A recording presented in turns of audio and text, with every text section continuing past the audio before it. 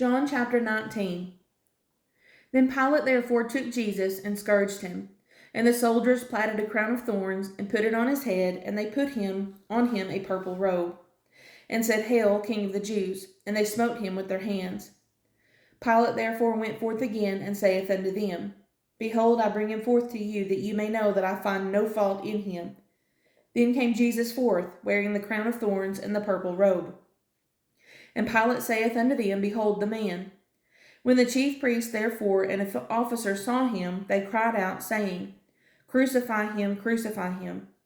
Pilate saith unto them, Take ye him and crucify him, for I find no fault in him.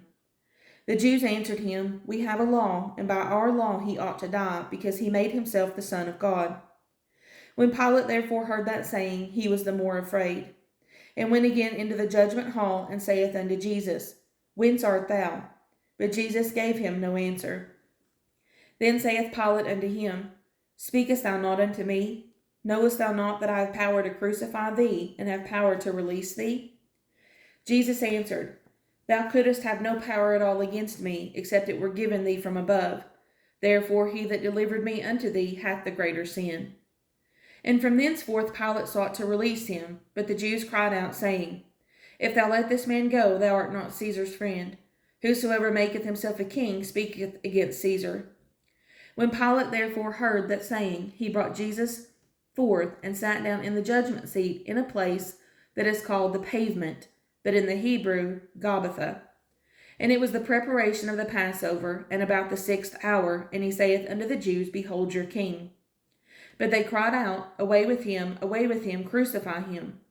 Pilate saith unto them, Shall I crucify your king? The chief priests answered, We have no king but Caesar. Then delivered he him therefore unto them to be crucified, and they took Jesus and led him away.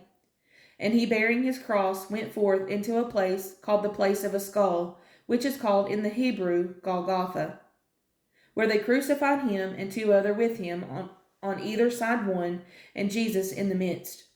And Pilate wrote a title, and put it on the cross, and the writing was, Jesus of Nazareth, the King of the Jews. This title then read many of the Jews, for the place where Jesus was crucified was nigh to the city, and it was written in Hebrew and Greek and Latin. Then said the chief priest of the Jews to Pilate, Write not the King of the Jews, but that he said, I am the King of the Jews. Pilate answered, What I have written, I have written. Then the soldiers, when they had crucified Jesus, took his garments and made 4 parts, to every soldier a part, and also his coat. Now the coat was without seam, woven from the top throughout. They said therefore among themselves, Let us not rend it, but cast lots for it, whose it shall be, that the scripture might be fulfilled, which saith, They parted my raiment among them, and for my vesture they did cast lots. These things therefore the soldiers did. Now there stood by the cross of Jesus his mother, and his mother's sister, Mary the wife of Cleophas, and Mary Magdalene. When Jesus therefore saw his mother, and the disciple standing by whom he loved, he saith unto his mother, Woman, behold thy son. Then saith he to the disciple, Behold thy mother. And from that hour the disciple took her unto his own home. After this, Jesus, knowing that all things were now accomplished, that the scripture might be fulfilled, saith, I thirst. Now there was set a vessel full of vinegar, and they filled a sponge with vinegar, and put it upon hyssop, and put it to his mouth. When Jesus therefore had received the vinegar, he said, It is finished. And he bowed his head and gave up the ghost. The Jews therefore, because it was the preparation that the bodies should not remain upon the cross on the Sabbath day, for that Sabbath day was an high day, besought Pilate that their legs might be broken, and that they might be taken away. Then came the soldiers, and brake the legs of the first, and of the other which was crucified with him. But when they came to Jesus, and saw that he was dead already, they brake not his legs. But one of the soldiers with a spear pierced his side, and forthwith came there out blood and water. And he that saw it bare record, and his record is true, and he knoweth that he saith true, that he might believe. For these things were done, that the scripture should be fulfilled, A bone of him shall not be broken.